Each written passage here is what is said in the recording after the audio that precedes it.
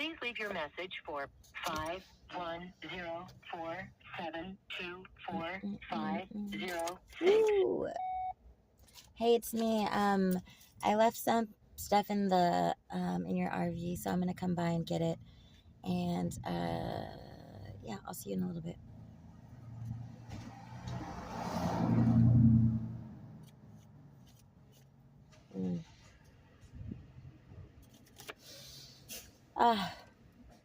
What is today? 8/22/22. Fuck, I don't know. What's today? Yeah, 8/22/22. Good morning, good afternoon, good night. What have you done with your life? Truth, it does not waver. It is immovable. It is unmovable. It just is. Regardless of if anyone sees it, believes it, wants to know it, wants to agree with it, it just is.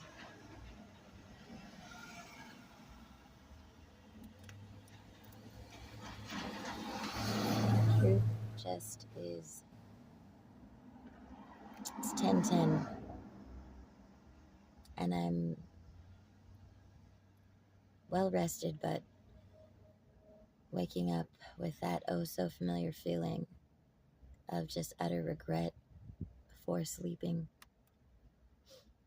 That's part of the training and conditioning that my loved ones have gifted me with. That's just facts, and that's just truth. And it's one of the things that, my enemy takes advantage of.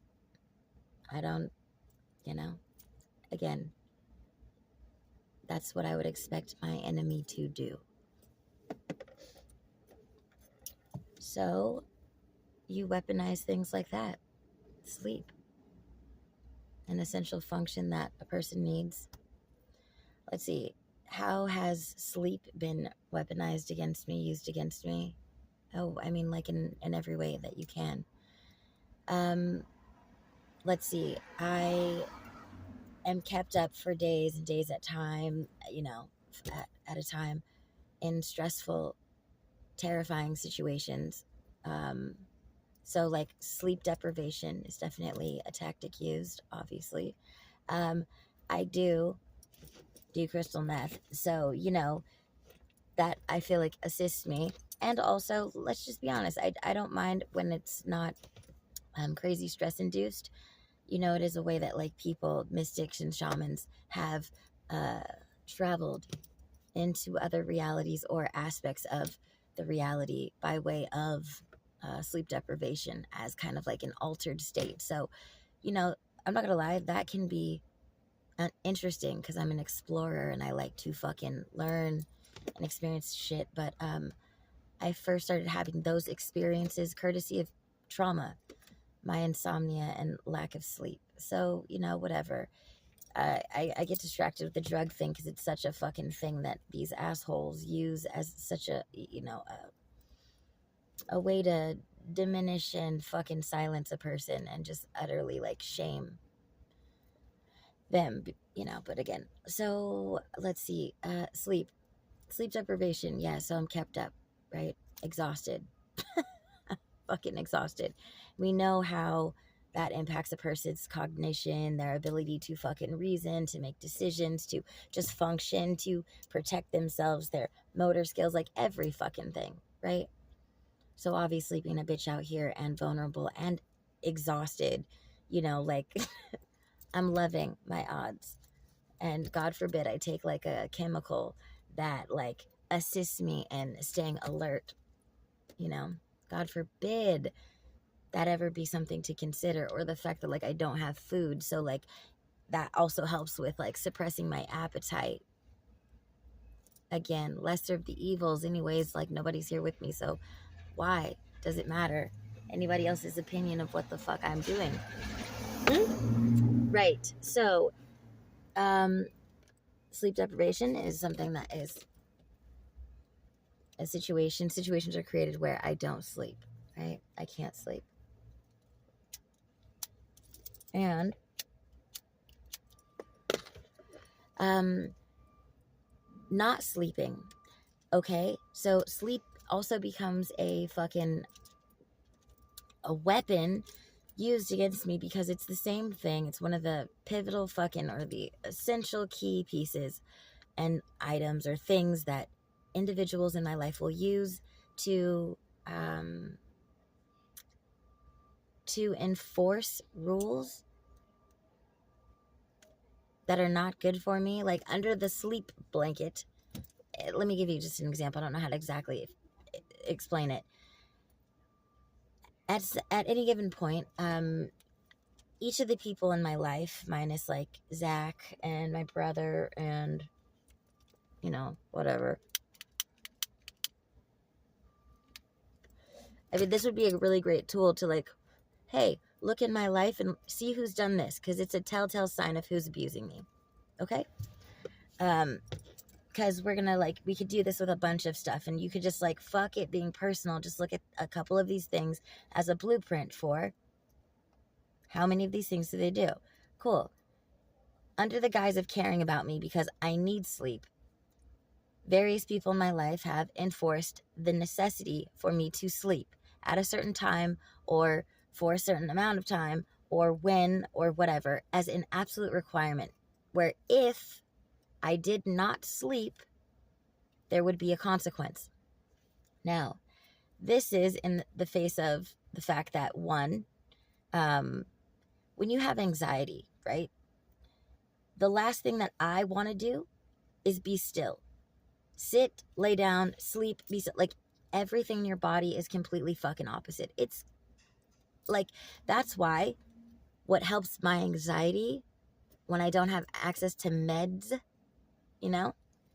or when I don't want to have meds be a crutch and I want to learn how to retrain my body to deal with the excess amount of energy that is now stored in my system and showing up as anxiety and overwhelming me, what I want to do is utilize what resources I fucking have, which is my body and the goddamn world. So how I do that is I assist the excess of energy now manifesting as anxiety.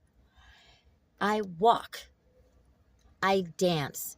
I do things with my body. Do you see how I'm matching the energy of, what's happening inside of me to try to balance what's happening for me, to move the energy? Great. From my experience, moving, walking, dancing, doing stuff with my body massively helps to move my anxious energy. What also helps? Making art,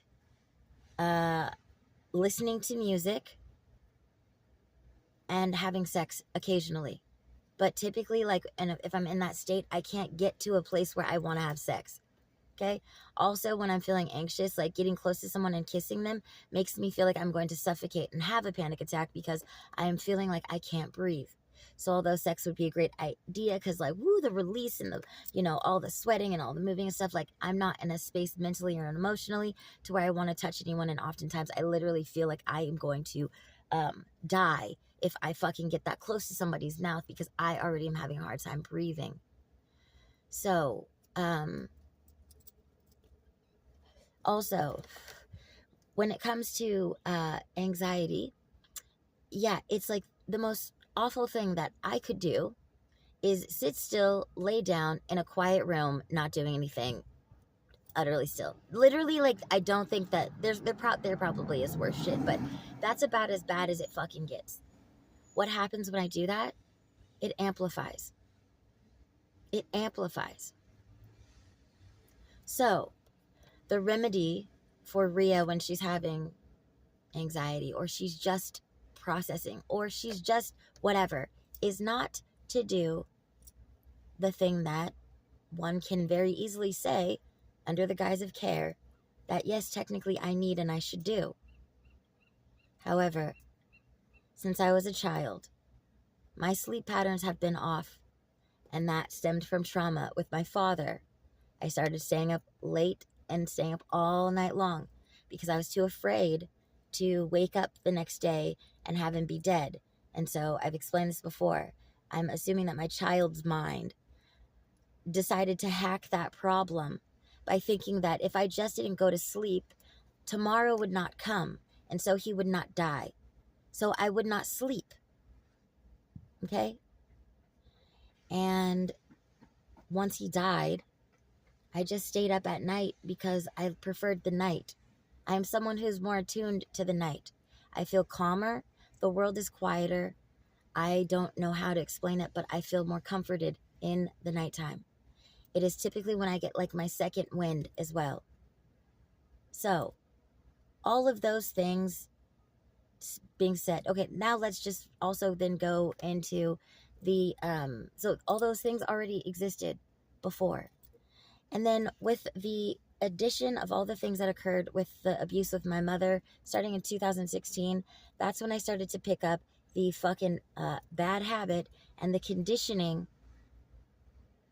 by way of the abuse, where I started to have extreme anxiety, guilt, shame, fear, to a almost paralyzing degree every time I would accidentally fall asleep, because I was plagued with the dread that if I did not, there was always so much I needed to do.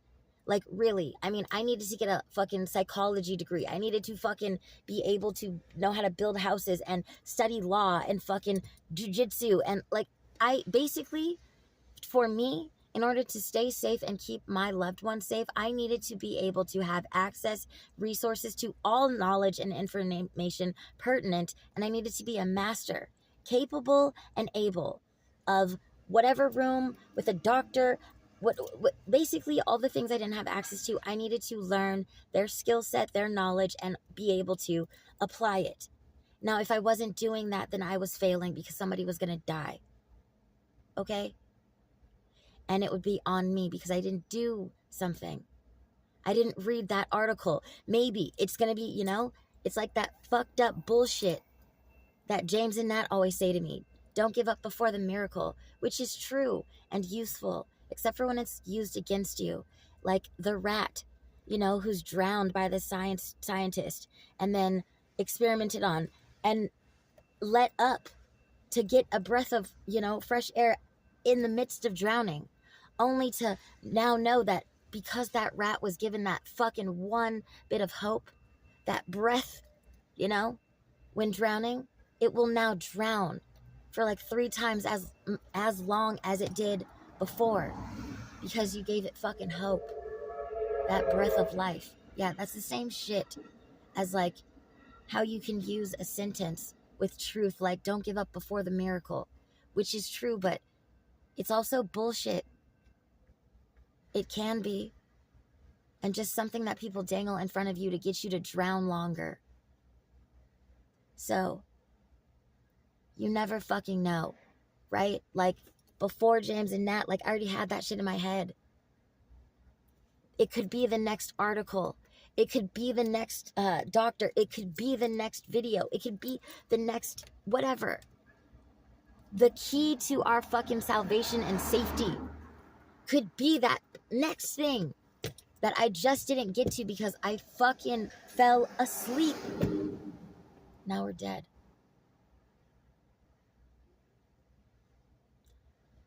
And I took that seriously. This is not like a charade game for me like the rest of the motherfuckers participating.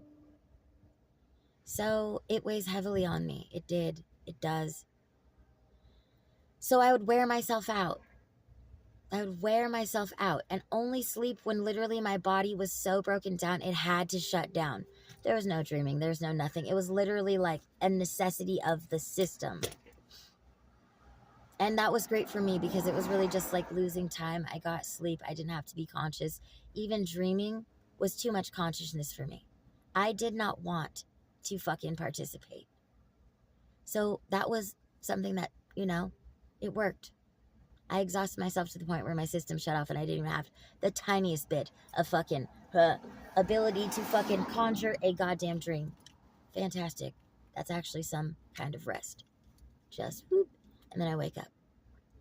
And I wake up to fucking utter dread. And some kind of shit show. I have not even caught up from the fucking backlog of bullshit I'm still recovering from. But you can guarantee that since I've fallen asleep, there's somebody who's taken advantage of the fact that Rhea wasn't doing something or on guard. And so, whatever that is, you know, that'll be the new thing in front of me, just to add to the pile. Here we go. So, you know, years and years of that, or just being in unsafe situations where you need to stay awake.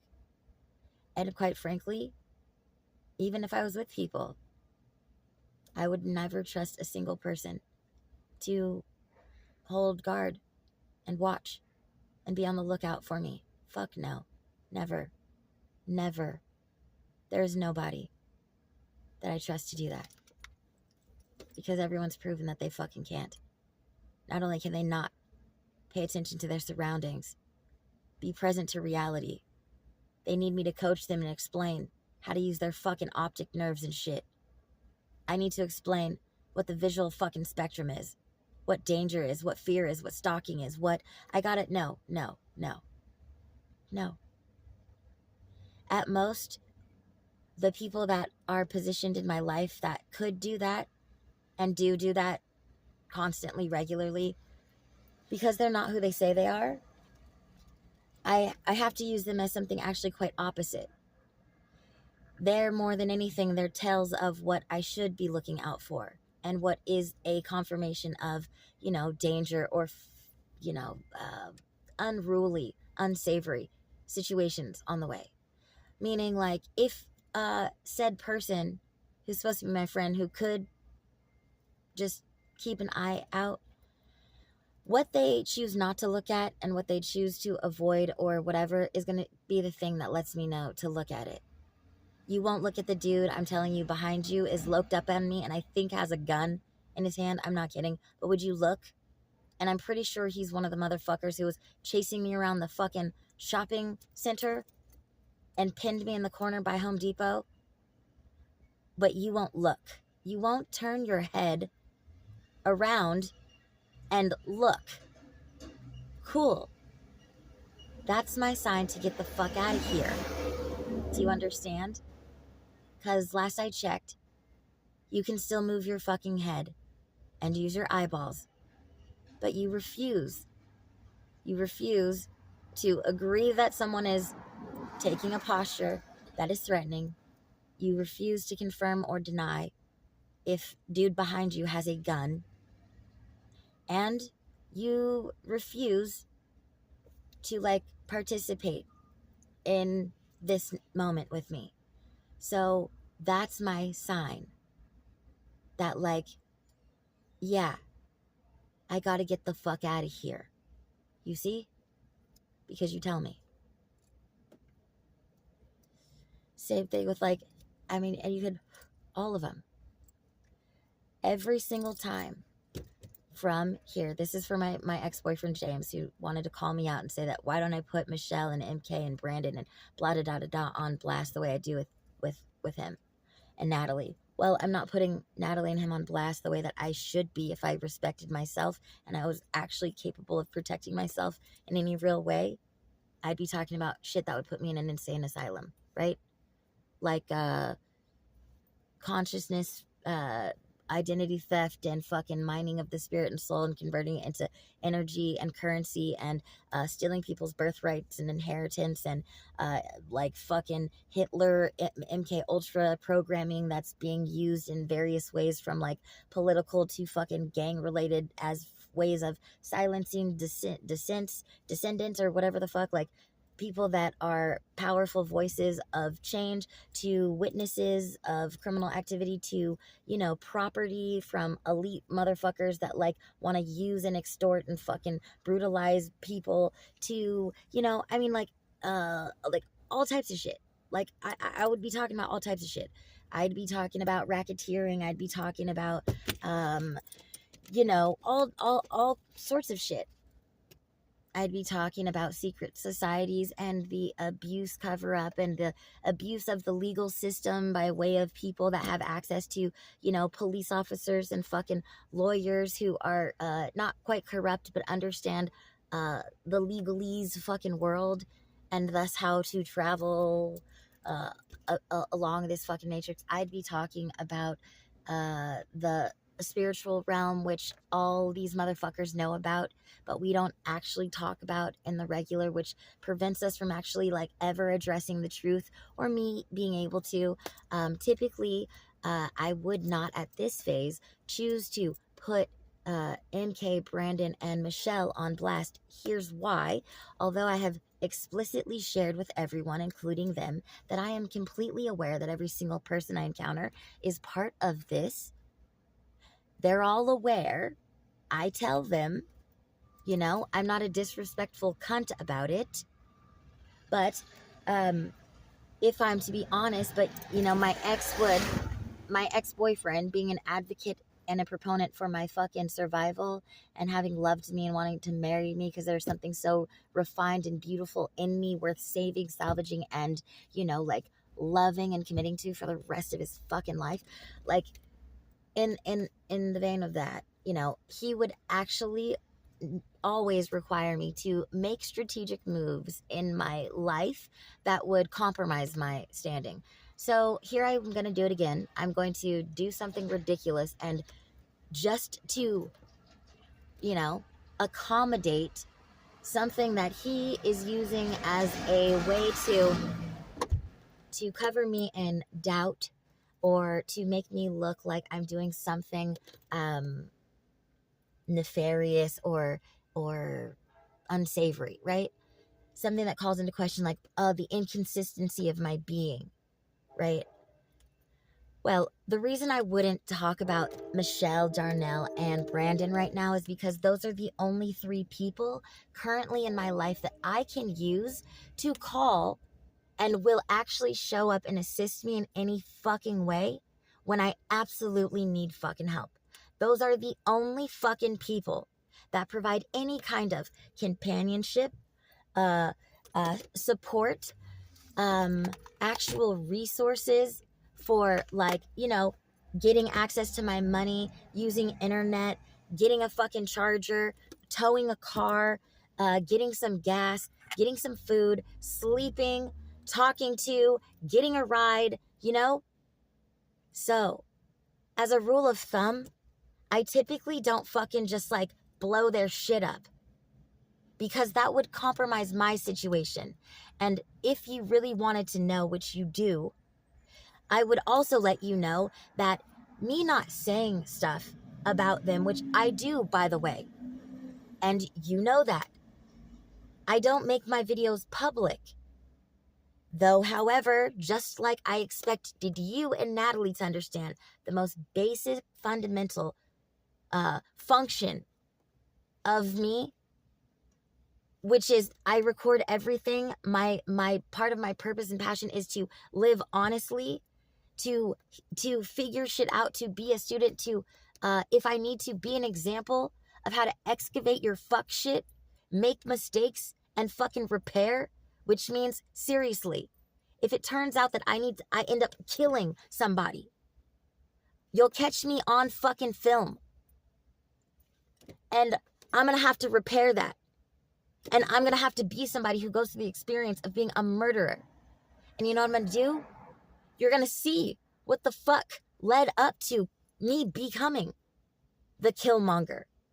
And how do I feel about it? What do I do after that? Is there redemption for me? Could there be? Who will I be? What will I do? What choices will I make? I'm a reflection of you.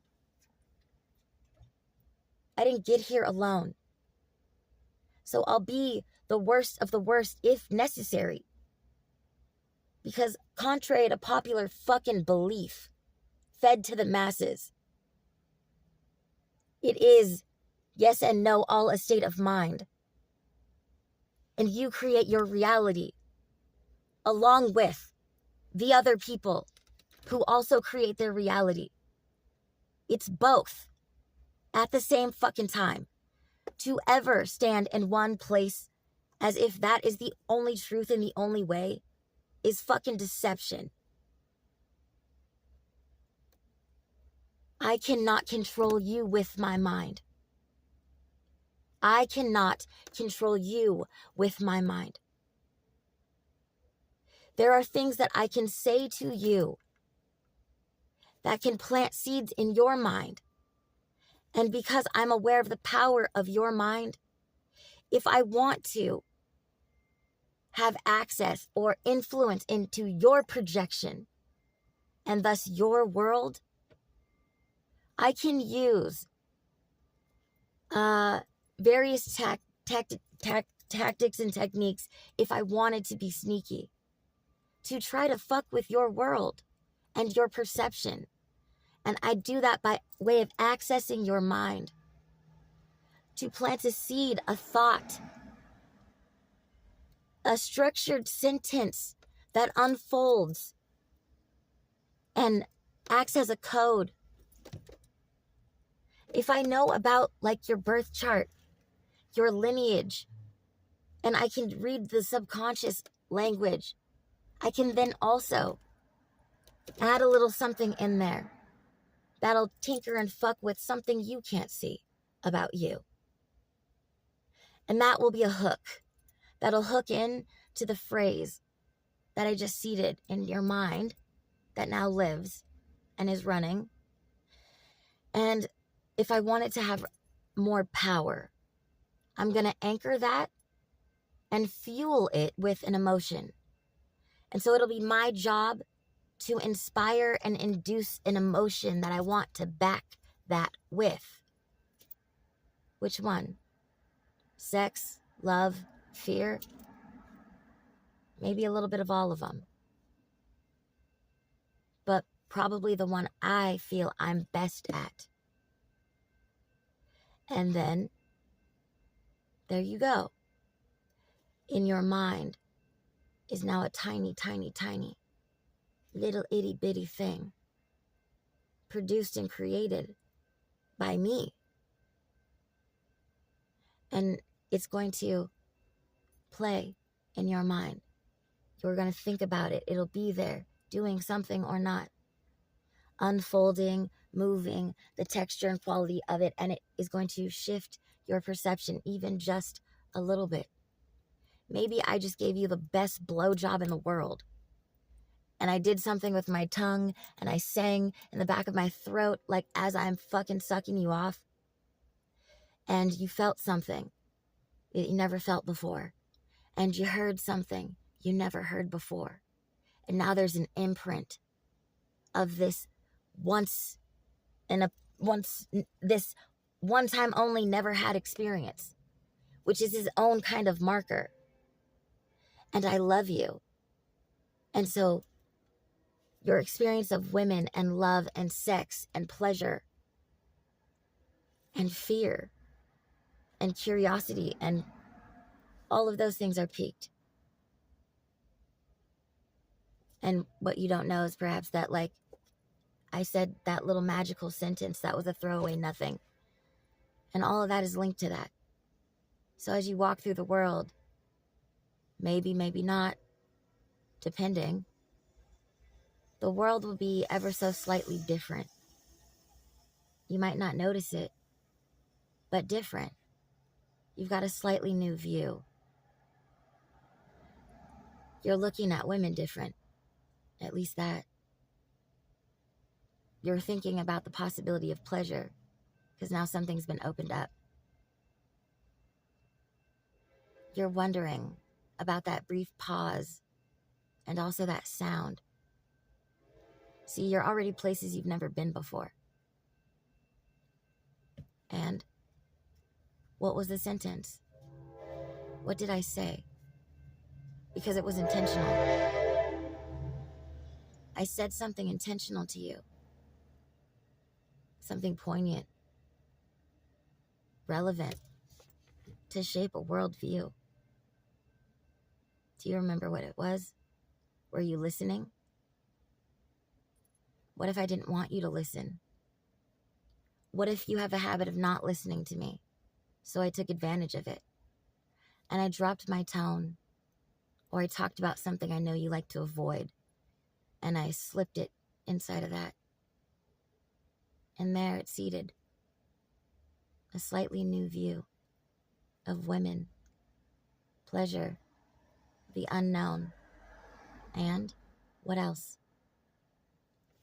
You're projecting it now. If I had done that and then like cut your dick off, I would have ended the experience with something completely different, which would also have done what? Shaped your worldview of what? Women who love you, that look like me, that say the right things, that do magical things with their sound and their mouth and pleasure, that make you hope and love and blah da da da da, and everything I came from and all that I knew and da da da da da. Based on that, it's a whole new world. But it's mind over matter, baby. It's mind over matter. So, what's the matter?